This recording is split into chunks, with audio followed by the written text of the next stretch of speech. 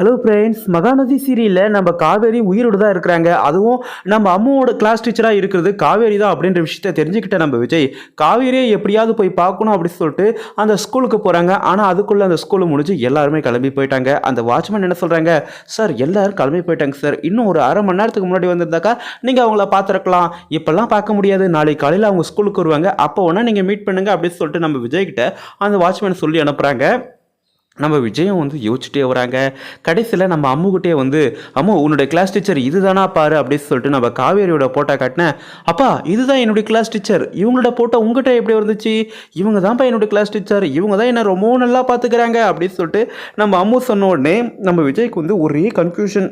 என்னடா தாத்தா நம்மக்கிட்ட காவேரி இறந்துட்டு தான் சொன்னாங்க, ஒட்டுமொத்த பேரும் காவேரி இறந்துட்டு தான் சொன்னாங்க, ஆனால் காவேரி என்னடானாக்கா இப்போ உசுரோடு இருக்கிறா, அதுவும் நம்ம அம்மாவோட கிளாஸ் டீச்சராக இருக்கிறது நம்ம காவேரி தானா, எனக்கு ஒரே சந்தேகமாக இருக்கே அப்படின்னு சொல்லிட்டு நம்ம விஜய் வந்து அடுத்த நாள் காலையில் வந்து ஸ்கூலுக்கு போய் பார்க்கலான்னு சொல்லிட்டு போய் பார்க்குறாங்க. ஆனால் அடுத்த நாள் காலையில் நம்ம காவேரி ஸ்கூலுக்கு வரல. ஏன்னா அன்னைக்கு லீவு போட்டுட்டாங்க. காவேரியோட தங்கச்சி யமுனா அவங்களுக்கு கை ஒடிஞ்சு ஃப்ராக்சர் ஆனதுனால அவங்க தங்கச்சியை பார்க்கறதுக்காக ஊருக்கு போயிருக்கிறாங்க. இன்னும் ஒரு நாள் அவங்க வரமாட்டாங்க அப்படின்னு சொன்னோடனே நம்ம விஜய்க்கு இன்னமும் அப்செட்டு. சரி இவ்வளோ நாள் இருந்துட்டோம், இன்னும் ஒரு நாள் தானே அப்படின்னு சொல்லிட்டு நம்ம விஜய் வந்து பொறுமையாக இருந்து அடுத்த நாள் காலையில் வந்து பார்த்தாக்கா அது நம்ம காவேரி. ஆனால் நம்ம காவேரிக்கிட்ட நம்ம விஜய் போயிட்டு, ஏய் காவேரி நீ எப்படி இங்கே, நீ எப்படி உசுரோடு வந்த, நீ இறந்துட்டதால சொன்னாங்க, என்னை யாருன்னு தெரியுதா இல்லையா, நான் தான் உன்னோட விஜய், ஏன் காவேரி என்னை பார்க்காம போகிற, என்னை பார்த்துட்டு பார்க்காம யாருன்னே தெரியாமல் போறியா அப்படின்னு சொல்லிட்டு நம்ம காவேரியோட கையை பிடிக்க, இங்கே பாருங்கள் சார் எதுக்கு சார் என்னுடைய கையை பிடிக்கிறீங்க, முதல்ல கையெடுங்க சார் அப்படின்னு சொல்லிட்டு நம்ம காவேரி வந்து நம்ம விஜயோட கையை உதருவாங்க.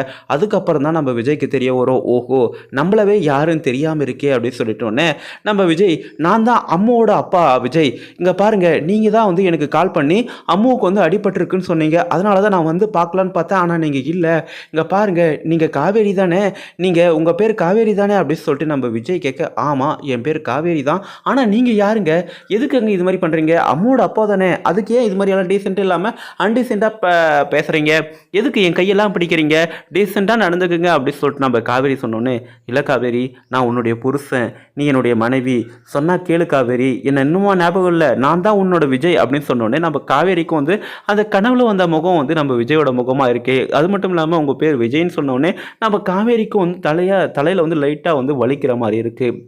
ஏன்னாக்கா அவங்களுக்கு பழைய நினைவுகளாக திரும்ப வந்துச்சுனாக்கா அது அவங்களுக்கு உசுருக்கே ஆபத்து அப்படின்னு வேறு சொல்லியிருக்கிறாங்க. அதனால் நம்ம காவேரிக்கு முள்ள மெல்ல தான் அந்த உண்மைகளை திரும்ப கொண்டு வரணும். நம்ம விஜய் வந்து அந்த வீடியோ ஃபோட்டோஸ் எல்லாம் காட்டுறாங்க. இங்கே பாரு காவேரி, நீ நானும் ஒன்றா இருந்த போட்டோ பாரு, நம்ம 2 பேருக்கு பிறந்த குழந்தை தான் அம்மு, அவள் பேர் கூட காவேரி நான் வச்சிருக்கேன், இங்கே பாரு இந்த ஃபோட்டோஸ் எல்லாம் பாரு, உனக்கு ஞாபகம் வரும், என்ன யாருன்னு தெரியலன்னு சொல்கிறிய, உனக்கு என்ன ஆச்சு, இவ்வளோ நாளாக நீ எங்கே இருந்தா அப்படின்னு சொல்லிட்டு நம்ம விஜய் கேள்வி மேலே கேள்வியாக கேட்க நம்ம காவேரி அங்கே மயக்க போட்டு விழுந்துருவாங்க. அதுக்கப்புறம் அந்த பிரின்சிபல் வந்து நம்ம காவேரி வந்து மயக்க போட்டு கீழே விழுந்துட்டாங்களா, என்னாச்சு இவங்ககிட்ட நீங்கள் என்ன பேசுனீங்க அப்படின்னு சொல்லிட்டு அவங்க கேட்க, அதுக்கப்புறம் இல்லை இவங்களுடைய அம்மாவுக்கு வந்து இன்ஃபார்ம் பண்ணுங்க அப்படின்னு சொல்லி அவங்க அம்மாவை அங்கே வர சொல்கிறாங்க. அப்போ வந்த பிறகுதான், அத்தை நீங்களா, எதுக்கு காவேரி உசுரோட இருக்கிற விஷயத்தை எங்கிட்ட மறைச்சிங்க அப்படின்னு சொல்லிட்டு நம்ம விஜய் கேட்டாக்கா அவங்க கிட்ட பதில் இல்லை.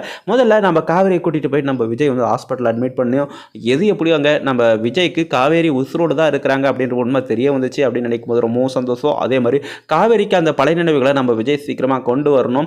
பழையபடி நம்ம விஜய் காவேரி இவங்க 2 பேரும் ஒன்றா சேர்ந்து நம்ம அம்மாவை வளர்க்கணும் அப்படின்றதான் எல்லாரோட விருப்பமாகவும் இருக்குது. இதை பற்றி நீங்கள் என்ன நினைக்கிறீங்க சொல்லிட்டு உங்களுக்கு எதுன்னு கருத்து இருந்தால் கமெண்ட் பண்ணுங்கள். அதுக்கு முன்னாடி நம்ம சேனலுக்கு இப்போ தான் முதல் முறையாக வரைக்கும் நான் சப்ஸ்கிரைப் பண்ணிக்கோங்க. தேங்க்ஸ் ஃபார் வாட்சிங். நன்றி.